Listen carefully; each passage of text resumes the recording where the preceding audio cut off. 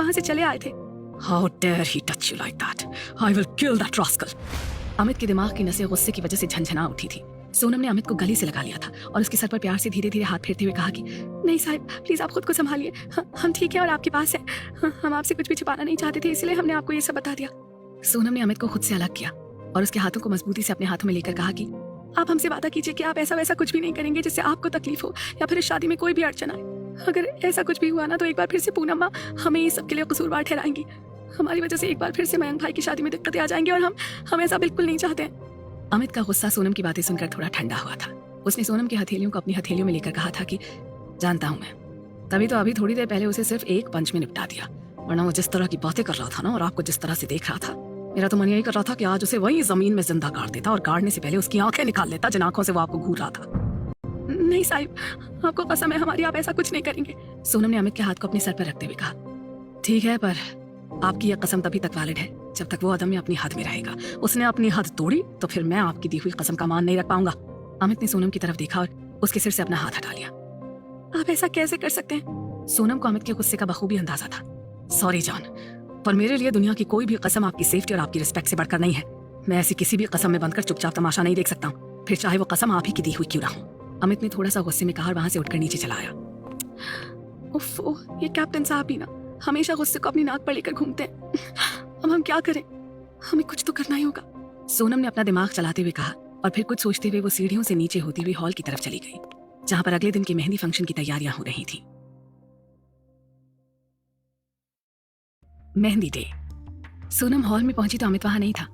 मतलब हमारे साहिब हमसे रूठकर अपने कमरे में बेचैनी से करवटें बदल रहे होंगे, क्योंकि इतना तो हम भी जान गए हैं कि हमसे नाराज रहकर हमें यूं अकेला छोड़कर खुद भी चैन से नहीं होंगे। जरूर पूरे कमरे के चक्कर काट रहे होंगे। सोनम ने चारों तरफ नजरें दौड़ाई तो कविता जी को उपासना जी के साथ मेहंदी के कोर में पिसी हुई मेहंदी भरते हुए देखकर वो सधे कदमों से मुस्कुराकर उनकी तरफ चल दी। माँ, हम आपकी मदद कर दें क्या? सोनम वहीं पास में बैठ गई। नहीं बच्चा, बस हो गया। तुमने खाना खा लिया? सब लोग दिखे थे मुझे खाने की टेबल पर तुम नहीं थी, कविता जी ने शरारत से कहा। माँ, वो हम सोनम अटकने लगी थी। अरे भाई, मैं तो बस यूं ही मजाक कर रही थी, कविता जी मुस्कुराते हुए बोली। भाभी, आप दोनों सास बहू यहाँ थोड़ा बतिया लो, हम जरा रागनी को देखें कि कहाँ रह गई वो। मेहंदी के डिजाइन की किताब मंगवाई थी इससे, पर मुझे लगता है कि शायद किताब लेने वो बाजार ही चली गई है। उपासना की बातें सुनकर सोनम और कविता दोनों मुस्कुरा उठी थी। अब बताओ क्या बात करनी है तुम्हें मुझसे, जो तुम अपनी भूख प्यास छोड़कर मेरे पास आई हो? कविता ने मेहंदी और उसके कोन्स को एक तरफ रखते हुए कहा। सोनम बिना कुछ कहे बस कौतूहलवश कविता जी के चेहरे की तरफ देखे जा रही थी। माँ हूँ तो मुझे तुम्हें बताने की कुछ जरूरत नहीं पड़ेगी कि तुम्हें मुझसे कुछ कहना है, कविता ने उसके गाल को प्यार से छूते हुए कहा। सोनम कविता की बात सुनकर मुस्कुरा उठी और बोली कि माँ, वो सोनम आ तो गई थी कविता जी के पास। अब वो अटक रही थी कि कैसे वो कविता जी से कहे कि उनके सड़ू अकड़ू लाडले एक बार फिर से उससे नाराज होकर बैठ गए और अब उसे समझ में नहीं आ रहा था कि वो क्या करे। तो वो अक्खड़ लड़का फिर से गुस्सा हो गया ना तुमसे, कविता जी ने एकदम सही अंदाजा लगाया था। सोनम की पलकें नीचे झुक गई थी। तुम चलो मेरे साथ, आज तो इसके कान खींचने पड़ेंगे। अरे जब देखो तब मेरी बच्ची को परेशान करता रहता है। कविता जी अपनी जगह से उठने को हुई। माँ, सोनम ने कविता जी का हाथ पकड़कर उन्हें वापस अपने पास बैठा लिया था। वो और नाराज हो जाएंगे हमसे, सोनम ने सकुचाते हुए धीरे धीरे कहा था। पर हुआ क्या है जो ये अड़ियल अपनी जगह पर अड़ गया है? कविता जी ने सोनम के हाथों को अपने हाथों में लेकर कहा। उन्हें नाराज होने के लिए किसी बहाने की जरूरत है क्या माँ? और वो भी हमसे? बिल्कुल नहीं, सोनम ने अपने होठों को एक तरफ सिकोड़ते हुए कहा। पर जहां तक मुझे समझ में आ रहा है, कैप्टन साहब इस समय भूखे होंगे और तुम तो जानती हो कि भूख उसे बिल्कुल भी बर्दाश्त नहीं है। और ऐसे में शायद तुम दोनों के बीच कुछ बातें हुई हैं जिससे उसका भूखा दिमाग और भी बवाली हो गया और वो मुंह फुलाकर बैठ गया। कविता जी ने शरारत से कहा था, पर बिल्कुल सही कहा था। थैंक यू माँ, आपने हमारी प्रॉब्लम का इतना स्वीट सोल्यूशन दे दिया। सोनम ने कविता जी को गले लगा लिया था। सोनम उठकर वहां से जाने लगी तो कविता जी ने उससे कहा कि उसके लिए गाजर का हलवा जरूर लेकर जाना, थोड़ा मीठा खाएगा तो गुस्सा कम आएगा, और वैसे भी उसे बहुत पसंद है वो। जी माँ, सोनम ने मुस्कुराकर कहा और सीधे किचन का रुख कर लिया। उसने अमित की पसंद का खाना लगाया और एक कटोरी में थोड़ा अलग से गाजर का हलवा रख लिया और अमित के कमरे की तरफ चल दी। उसकी सोच के मुताबिक कैप्टन साहब बेसब्री से कभी इधर तो कभी उधर पहलू बदल रहे थे, पर ना ही नींद आ रही थी और ना ही चैन मिल रहा था। वो थोड़ा घबराई सी कमरे के अंदर चली गई और खाने की प्लेट सामने पड़ी सेंट्रल टेबल पर रखकर बोली, माँ ने खाना भिजवाया, खा लीजिए। पर मिस्टर सड़ू ने आंखें खोलकर सोनम को देखने की जहमत भी नहीं उठाई। हमारा गुस्सा खाने पर मत निकालिए प्लीज। सोनम अब बिस्तर के किनारे खड़ी होकर अमित के सामने थी।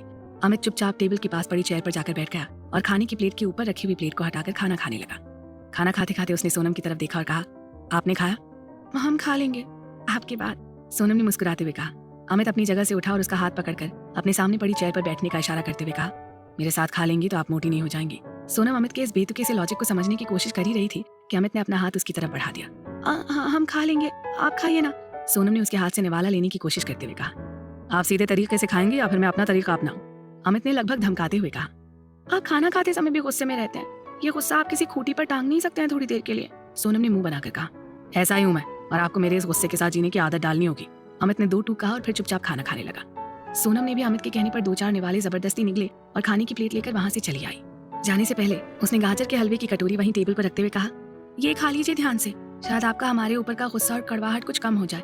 सोनम के जाने के बाद वो गाजर के हलवे की कटोरी को अपने हाथों में लेकर कुछ सोचने लगा और फिर बोला, गुस्सा आपके ऊपर नहीं हूं मैं, अपनी बेबसी के ऊपर हूँ। जो उस अदम्य की सच्चाई जानने के बाद भी मैं उसे उसकी औकात नहीं दिखा पा रहा हूँ। अमित ने गाजर के हलवे की एक बाइट खाई और फिर उसे ऐसा ही छोड़ दिया।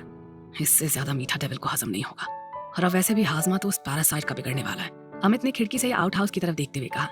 अरे मान गया के वो जलमुर्गा? दादी ने कविता जी से पूछा। पता नहीं, सोनम के चेहरे को देखकर समझ में नहीं आ रहा है कि वो खुश है या फिर। दोनों सास बहू एक और बैठी बतिया रही थी कि सामने से खाली प्लेट लेकर आती हुई सोनम दिखाई दी और दोनों आपस में ही धीमे स्वर में बात करने लगी। यो ही तेज छोरी नू घणो समझदार बनावे से थे, मन में घना तूफान उठा से, पर क्या मजाल जो कोई चेहरा देखकर यो जान सके कि छोरी के मन में चाल कह रहा से। दादी ने सोनम के चेहरे की तरफ एक गहरी नजर डालते हुए कहा। मैं बात करके आती हूँ, मुझे उसका मूड कुछ ठीक नहीं लग रहा है। कविता जी ने सोनम की तरफ देखते हुए कहा। रहने दे बींदनी, यो बात उन दोनों के बीच की से, ते फिर यो उन दोनों को ही सुलझाने दे। दादी ने कविता जी को रोकते हुए कहा। अगले दिन सुबह सब मेहंदी फंक्शन के लिए तैयार होकर घूम रहे थे। मेहंदी की रस्म के लिए घर के हॉल में व्हाइट के साथ ग्रीन कलर के पर्दे लगाए गए थे और पूरे हॉल को ग्रीन और व्हाइट कलर के फूलों से डेकोरेट किया गया था। घर के सभी बड़े लोग, खासतौर पर जेंट्स, बाहरी गार्डन में बने पंडाल में बैठे बतिया रहे थे क्योंकि अंदर उनके लिए कोई काम नहीं था। घर की महिलाएं मेहंदी लगवाने के लिए एकदम रेडी थी। अंबर अपने साथ 2-3 मेहंदी लगवाने वालियों को लेकर आया था और उनके आते रागिनी जी ने प्रिया और सोनम से कहा कि जाओ जाकर अवनी को बाहर हॉल में ले आओ, हम अभी लेकर आते हैं। सोनम और प्रिया दोनों ने खुशी से चहकते हुए कहा और भागकर अंदर की तरफ चली गई। मयंक भी पूनम और सुधा के साथ वहाँ हॉल में आ गया था और उसके साथ चीटे की तरह चिपक कर आया था अदम्य। यो छोरा ठेके करे सा। अदम्य को देखते ही दादी ने अपनी आंखों को छोटा करते हुए मुंह बना लिया था। अबे यार, ये बुढ़िया अभी भी यही है। मुझे तो लगा था कि शादी के घर में कोई मिलने मिलाने वाली होगी, पर ये तो यहाँ परमानेंट फिट होकर बैठ गई है। अदम्य भी दादी को देखकर उनसे अपनी नजरें चुराते हुए मन ही मन सोच रहा था। हल्के हरे रंग के स्लीवलेस ए लाइन सूट के साथ अवनी बेहद दिलकश लग रही थी। प्रिया, अंजलि और रश्मि ने भी ग्रीन कलर के आउटफिट्स ही पहने हुए थे और वो सब भी बहुत प्यारी लग रही थी। ओह, अब समझा, तो इसलिए ये मयंक कितना उछल रहा है। भाई मानना पड़ेगा, इस नक्शे बनाने वाले को लड़की तो बड़ी खूबसूरत मिली है। अदम्य हाथ में कोल्ड ड्रिंक का ग्लास पकड़े हुए अवनी को अजीब नजरों से घूरे जा रहा था। वैसे तो यहाँ सब एक से बढ़कर एक है। अदम्य ने अंजलि, रश्मि और प्रिया के ऊपर नजर डालते हुए मन ही मन सोचा, अरे पर वो कहाँ है जिसे देखने के बाद कुछ और देखने की हसरत नहीं रह जाती। कसम से यो छोरी तो हमारा दीन ईमान सब अपने साथ लेकर चली गई है। अदम्य ने अपने सीने पर हाथ फेरते हुए कहा।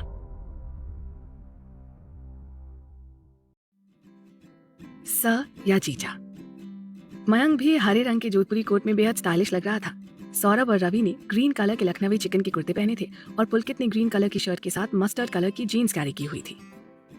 ए यो कहने की जरूरत कोनी कि हमारे छोरा छोरी एकदम घने चोखे लाग रहे से, पर असली बवाल तो अभी कटने वाला था। अपने कमरे से निकलकर डॉक्टर साहब आ रहे थे और उन्हें देखकर वहां मौजूद हर लड़की बस मन महसूस कर रही जा रही थी।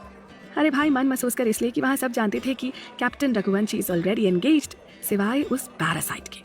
कैप्टन साहब ने आज इस मेहंदी के फंक्शन के लिए हाफ स्लीव्स की पैरेट ग्रीन कलर की टी शर्ट और व्हाइट कार्गो कैरी किया था और उनकी गहरी कत्थई आंखें कतई किलर लुक दे रही थी लड़कियों को भी और उस पैरासाइट को भी, जिसे वहां हॉल में देखते ही उनका दिमाग गर्म हो चुका था और वो खुद को संभालते हुए मयंक की तरफ बढ़े और उनसे हैंडशेक करके उन्हें आज के इस फंक्शन की मुबारकबाद देने लगे थे।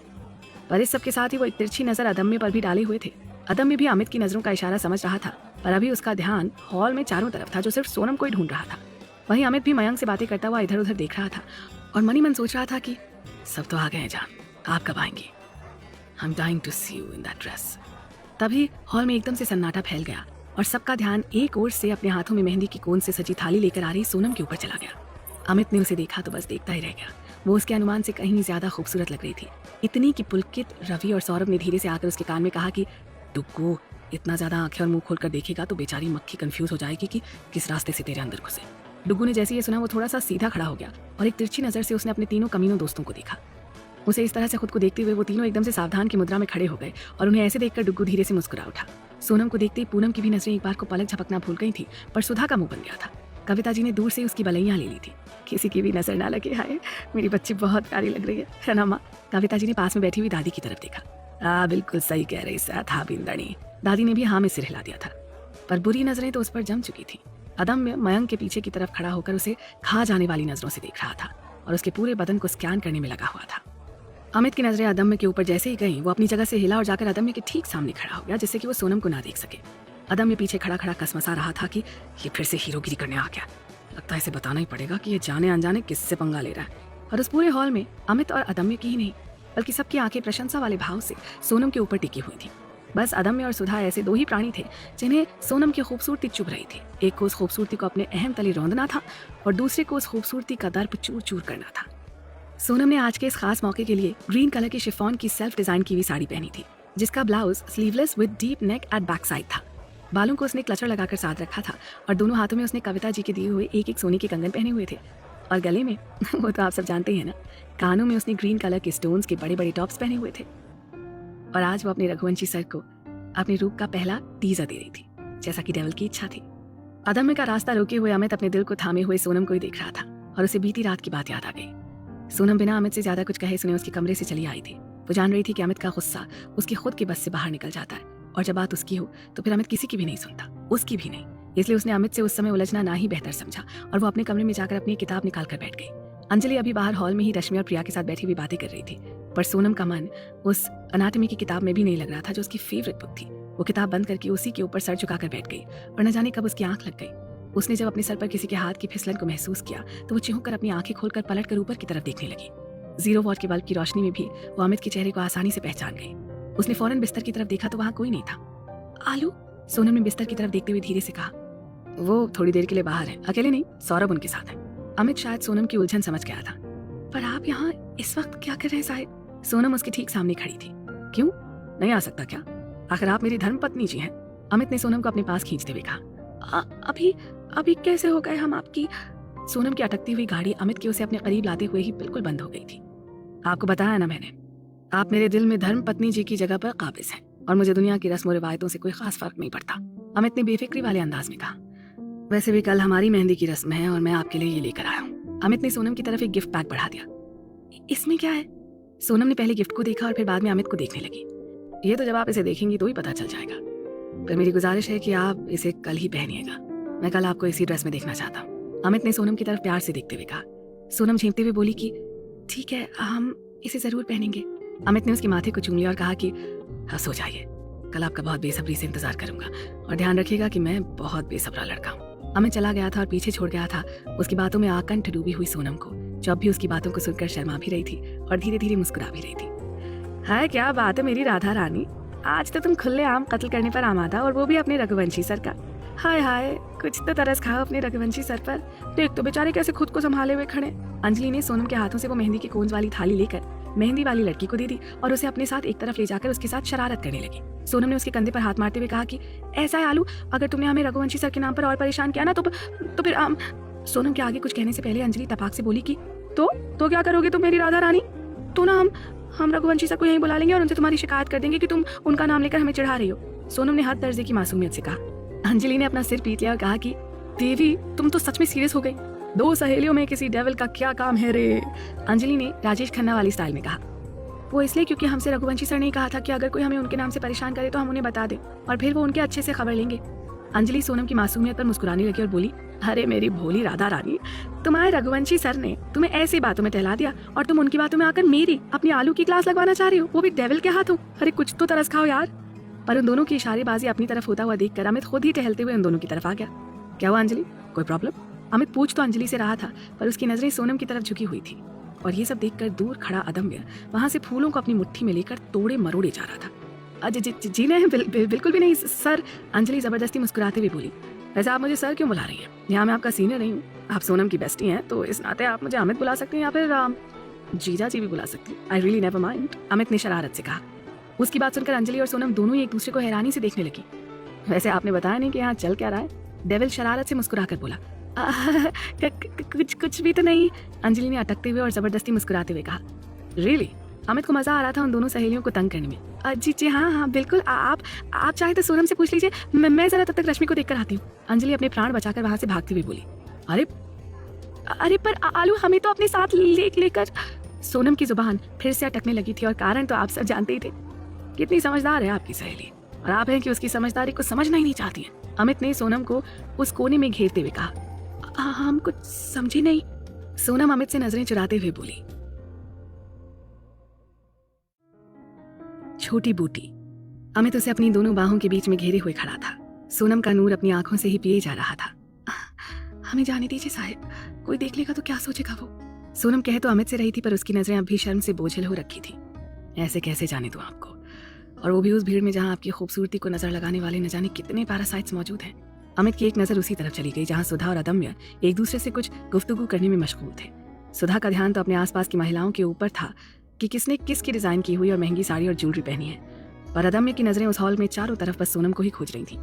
पर फिलहाल सोनम अपने साहिब की बाहों के मजबूत और सुरक्षित घेरे में थी।